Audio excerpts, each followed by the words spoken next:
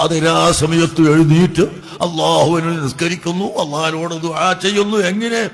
ഖൗഫൻ, ഭയപ്പെട്ടുകൊണ്ട്, വ തമഅൻ, അള്ളാഹുവിന്റെ റഹ്മത്തിൽ ആഗ്രഹിച്ചുകൊണ്ടും അള്ളാഹുവിന്റെ ശിക്ഷയെ പേടിക്കുകയും അതേ സമയത്ത് അള്ളാഹു നമുക്ക് റഹ്മത്ത് ചെയ്യുമെന്ന് ആഗ്രഹിക്കുകയും ചെയ്തുകൊണ്ട് പാതിര സമയത്ത് നിസ്കരിക്കുന്ന ആളുകളെ അള്ളാഹു തആല ഒരുപാട് മദ്ഹ് ചെയ്തിട്ടുണ്ട്.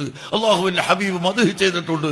അതുകൊണ്ട് എന്റെ ചെറുപ്പക്കാരെ, യുവാക്കളെ, കുറച്ചു കാലം കഴിയട്ടെ, വയസ്സാവട്ടെ എന്ന് കരുതേണ്ട. വയസ്സായ പിന്നെ വലിയ ബുദ്ധിമുട്ടാണ്. എഴുന്നേൽക്കാനും റുക്കൂന്ന് വരാനും സുജൂദിന് എഴുന്നേൽക്കാനും ഒക്കെ ബുദ്ധിമുട്ടാ.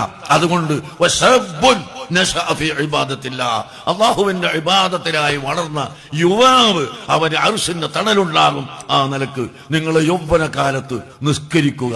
പ്രത്യേകിച്ച് സുന്നത്ത് നിസ്കാരങ്ങൾ വർദ്ധിപ്പിക്കുക. എല്ലാ കാലവും നിസ്കാരം, ഫർദ് നിസ്കാരം ഒരിക്കലും ഒഴുക്കാതിരിക്കുക. സ്ത്രീകൾ ശുദ്ധിയുള്ളപ്പോഴൊക്കെ നിസ്കരിക്കുക. പുരുഷന്മാരെല്ലാ കാലവും നിസ്കരിക്കുക. സുന്നത്ത് നിസ്കാരം ഒഴിവാക്കാതിരിക്കുക. പരിശുദ്ധ ഖുർആൻ പാരായണം ചെയ്യുക.